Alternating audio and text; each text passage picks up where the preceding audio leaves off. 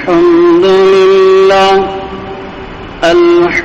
لله وحده والصلاة والسلام على من لا نبي بعده أما بعد فعن جابر بن عبد الله رضي الله عنه قال بايعت رسول الله صلى الله عليه وسلم على إقام الصلاة وإيتاء الزكاة والنصح لكل مسلم أو كما قال صلى الله عليه وسلم. بزرگان محترم، السلام علیکم ورحمۃ اللہ وبرکاتہ. بات چل رہی تھی کہ نبی پاک صلی اللہ علیہ وسلم نے ارشاد فرمایا کہ دین سراسر خیر خواہی کا نام ہے. تو حضرات صحابہ نے دریافت کیا کس کے ساتھ خیر خواہی؟ تو حضور نے ترتیب وار بیان فرمایا، اللہ کے ساتھ خیر خواہی، اللہ کی کتاب کے ساتھ خیر خواہی، اللہ کے رسول کے ساتھ خیر خواہی، اور مسلمانوں کے حاکموں کے ساتھ خیر خواہی. آخری اور 5ویں نمبر پر نبی کریم صلی اللہ علیہ وسلم نے ارشاد فرمایا، عام مسلمانوں کے ساتھ خیر خواہی یہ دین کا نام ہے.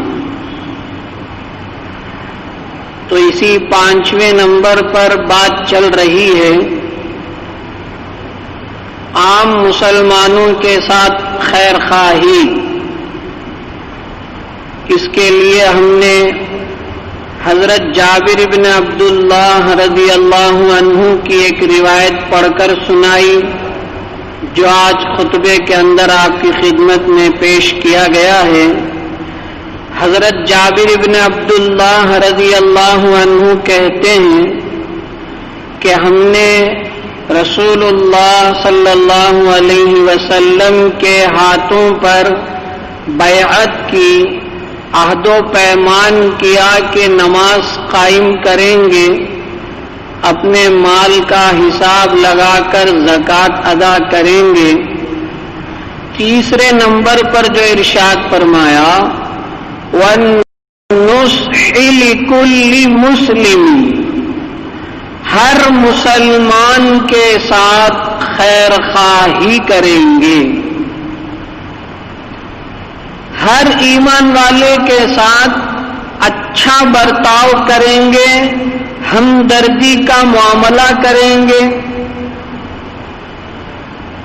یہ حضرت جابر رضی اللہ عنہ کہتے ہیں کہ حضور کے ہاتھوں پر ہم نے ہاتھ رکھ کر بیعت کی، عہد و پیمان کیا. چنانچہ مجھے اصل اسی بات پر واقعہ سنانا تھا حضرت جابر بن عبداللہ رضی اللہ عنہ کا.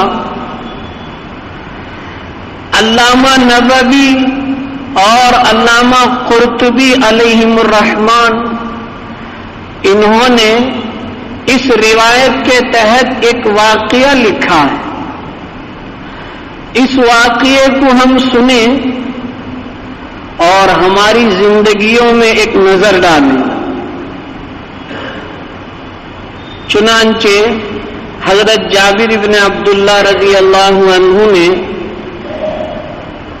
ایک گھوڑا خریدنے کے ارادے سے بازار تشریف لے گئے.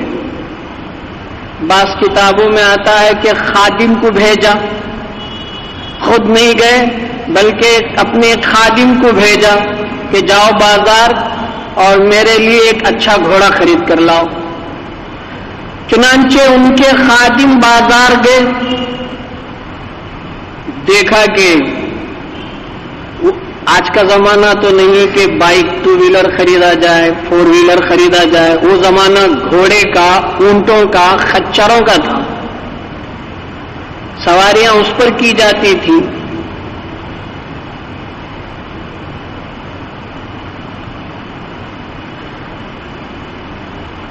محترم حضرات، یہاں رک کر ایک بات ہم سمجھیں، گاڑیاں، سواریاں اس لیے ہوتی ہے تاکہ آدمی اپنا کام لمبے وقت میں کرنے کے بجائے تھوڑا اس میں کم ہو جائے وقت، سہولت کے ساتھ اپنی سواری سے اپنی منزل کو پہنچے۔ ہر چیز کا ایک مقصد ہوتا ہے، کسی بھی چیز کو لے لیں، اس کا ایک مقصد ہوتا ہے۔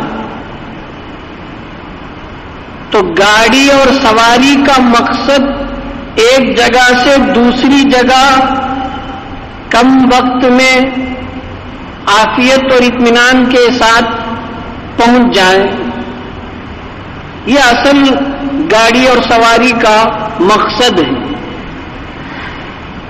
لیکن آج کے دور میں ہم دیکھتے ہیں، خاص طور پر میں اپنے نوجوان دوست احباب سے یہ بات عرض کروں گا کہ ہم نے گاڑیوں کو اپنے مقصد سے ہٹ کر استعمال کیا۔ آج گاڑیاں ایسی بن رہی ہیں جو اپنے مقصد میں فیل، بعض گاڑیاں ان کا مقصد ہی نمائش، دکھاوا جی اور مختلف دوسری چیزیں بن گئی۔ ہمارے محلوں میں، شہر کے اندر اور دوسری جگہوں میں ہمارے نوجوان ایسی گاڑیاں خرید رہے ہیں، لاکھوں روپے اس میں لگا رہے ہیں، لاکھوں روپے۔ ماں باپ پر دباؤ بنا رہے ہیں کہ مجھے ایسی ہی گاڑی چاہیے، مجھے فلانی گاڑی ہی چاہیے، میں پاس ہو جاؤں گا تو مجھے فلاں گاڑی چاہیے۔ اس طریقے سے اب گاڑیاں لیتے ہیں، ہم دیکھتے ہیں آئے دن کہ کس طریقے سے اس میں سوار ہو کر گھروں کے اندر بیمار بھی ہوتے ہیں، عمر رسیدہ بڑے لوگ بھی ہوتے ہیں، ان کو تھوڑی سی بھی آواز اگر زیادہ ہو جائے تو طبیعت کے اندر بے چینی اور بے قراری پیدا ہو جاتی ہے۔ اور چھوٹے چھوٹے معصوم بچے بھی ہوتے ہیں، عام طور پر چھوٹے جو بچے ہوتے ہیں وہ رات میں کم سوتے ہیں اور دن کے وقت میں زیادہ سوتے ہیں۔ تو اس طریقے سے گھروں کے اندر ایک ماحول ہوتا ہے۔ اب یہ ہمارے نوجوان گاڑیوں میں، راستوں میں، محلوں کے اندر اس طریقے سے شور برپا کرتے ہوئے گاڑیاں چلا رہے ہوتے ہیں جس کا کوئی مقصد نہیں، بس ایک فیشن ہے، ایک اسٹائل ہے، ایک اپنے آپ کو تجدد اور نیاپن دکھانا ہے۔ اس کی وجہ سے کتنے لوگوں کو تکلیف، اور تو اور اگر خدا نہ کرے کچھ بھی غفلت ہو گئی تو پھر اس گاڑی میں سوار شخص کی یا تو جان ہی چلے جائے یا کم از کم وہ اس درجہ بیمار ہو جائے، اس کو اس درجہ چوٹ لگ جائے کہ وہ فریش ہو جائے، بیڈ کے حوالے ہو جائے، تو پھر اس کو نقصان، اس کے ماں باپ کو نقصان۔ آج گاڑیوں کا بے جا استعمال ہو رہا ہے۔ ایک آدمی جا رہا ہوتا ہے، اب دوسرا اس سے تھوڑا آگے نکل گیا تو اب اس کے اندر ایک خود بخود عجیب کیفیت پیدا ہو جاتی ہے۔ اب وہ چاہتا ہے کہ بھئی اوورٹیک کروں، اس سے آگے بڑھوں، چنانچہ اپنی گاڑی کو اور بھگاتا ہے۔ اور میں آپ کو یہ بات کہہ کر اس بات کو ختم کر رہا ہوں کہ ایک تو ٹو ویلر ہے. اب ہمارے گلیوں میں، سڑکوں میں، محلے کے اندر چھوٹے چھوٹے بچے، 12 سال 10 سال کے بچے چھوٹی چھوٹی سائیکلوں میں سائیکلنگ کر رہے ہیں. ابھی ہم نے کل شام دیکھا، ایک راستے سے جا رہا تھا تو وہ بچہ جو ہے اپنی سامنے کی چاک پہیے کو بالکل پورے طور سے اٹھا دیا اور پیچھے کے چاک سے چلا رہا ہے. سائیکلوں میں ایسا ہو رہا ہے. میں یہ کہنا چاہ رہا ہوں میرے دوستوں بزرگوں، ہماری زندگی اس کے لیے نہیں ہے. چاہے وہ ٹو ویلر ہو، چاہے وہ 4 ویلر ہو، ہم کسی کو دکھانے کے لیے استعمال نہیں کر رہے ہیں. ہماری زندگی کا مقصد وہ نہیں ہے. خاص طور پر نوجوانوں سے ہماری درخواست اور گزارش ہے کہ اللہ کے واسطے کوئی ایسی حرکت گاڑی چلاتے ہوئے نہ کریں کہ خود کو نقصان پہنچے یا اپنے ماں باپ کو تکلیف کا ذریعہ بن سکے. اس لیے اطمینان سے، تسلی سے اور ایسی گاڑی خریدیں جس میں اطمینان ہو. بالکل ایسی گاڑی کے بیٹھ گیا ہے، ایسا لگ رہا اڑ رہا ہے. اور ہمارے خاص طور پر اسکول اور کالج میں پڑھنے والے نوجوان، ان کا فرنٹ سرکل ذرا لمبا ہوتا ہے. ایک ایک گاڑی میں 2-2 3-3 کبھی 4-4. ایک پیشن، شام کے وقت نکلیں گے، کبھی فلاں ہوٹل میں چائے پیئیں گے، کبھی فلاں ہوٹل میں سوپ پیئیں گے، کبھی فلاں ہوٹل میں کچھ کھائیں گے، اس کے لیے مل کر جاتے ہیں. تو ہماری ان سے درخواست ہے کہ گاڑیوں کو ان کے مقصد کے تحت چلانے کا اہتمام کریں. خواہ کوئی ایسی حرکت کر کے اپنے آپ کو ٹھیس اور نقصان نہ پہنچائیں.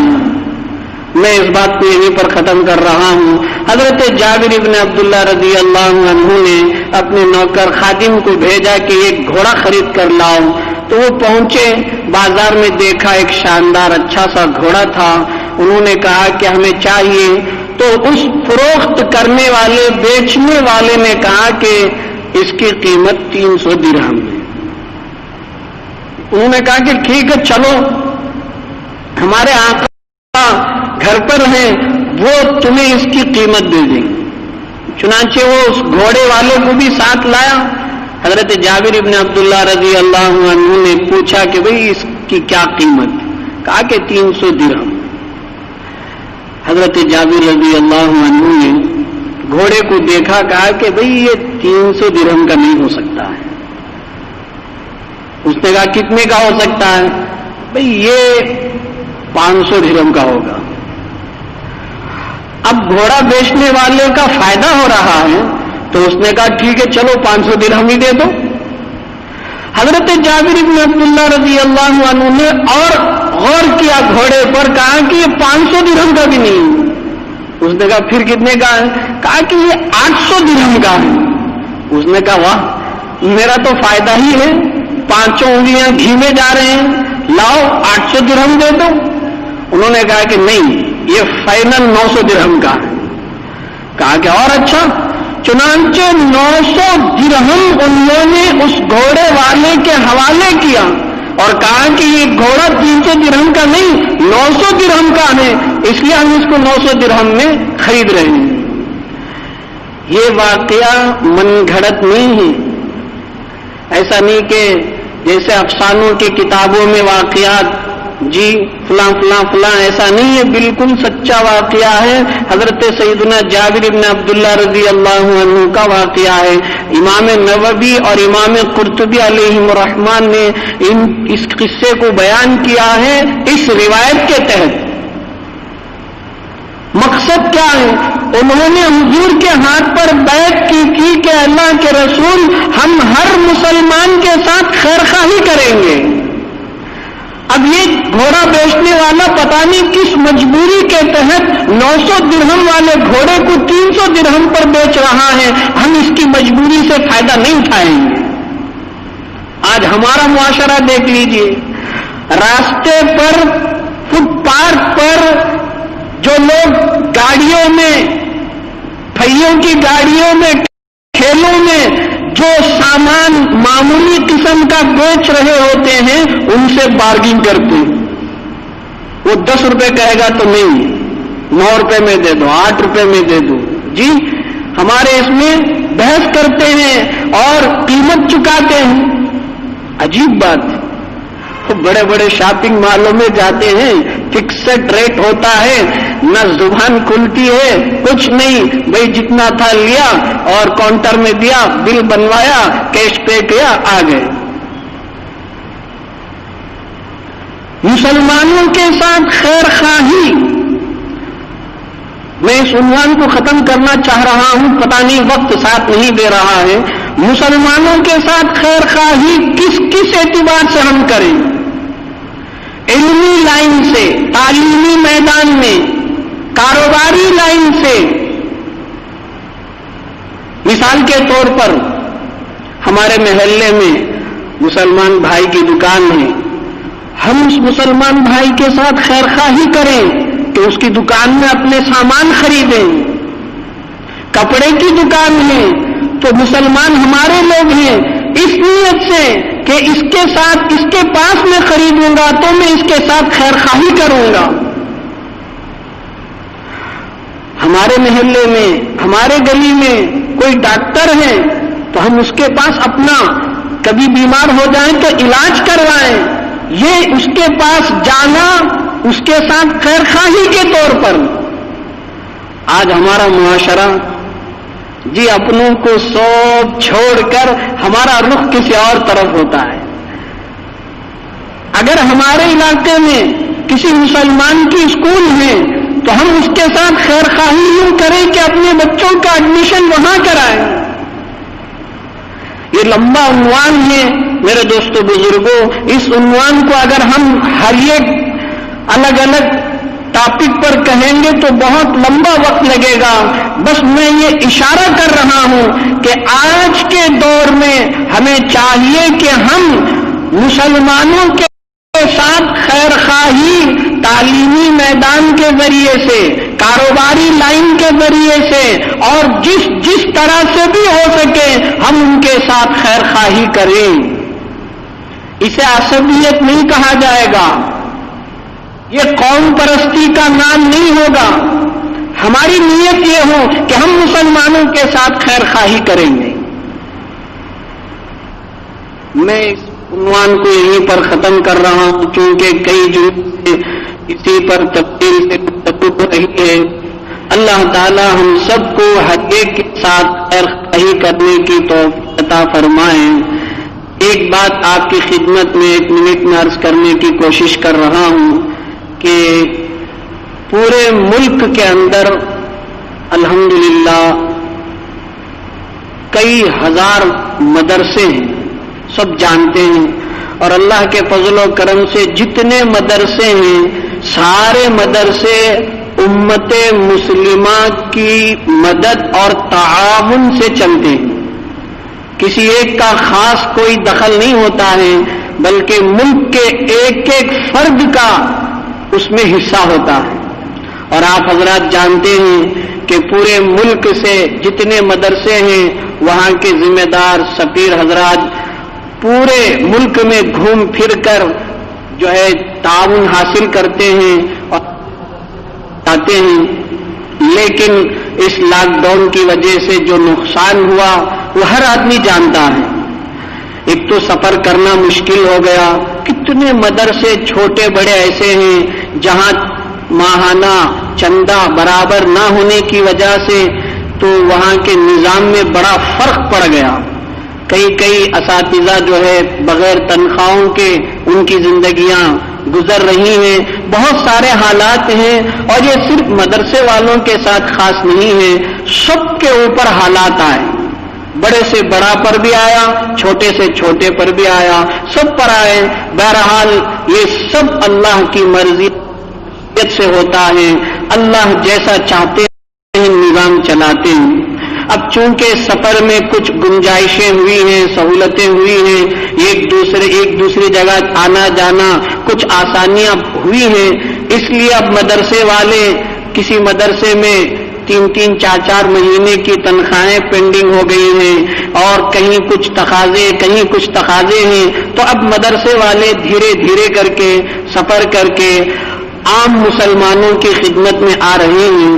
تو بس میری یہ درخواست ہے کہ ہم حسب معمول جیسے اس سے پہلے ان آنے والے مدرسے کے ضرورت مندوں کی ضرورت میں اپنا حصہ لگاتے تھے، اسی طرح اس کے بعد اپنی حالات کو اللہ کے حوالے کرتے ہوئے، اللہ سے مدد کرتے ہوئے حسب سہولت اپنی حیثیت کے مطابق دل کھول کر ان کا تعاون کریں۔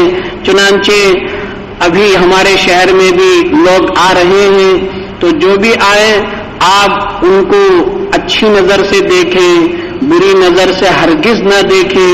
یقیناً یہ وقت ہے ہمدردی اور خیرخواہی کا، یقیناً یہ وقت ہے غمخواری کا، مدد کرنے کا، تعاون کرنے کا۔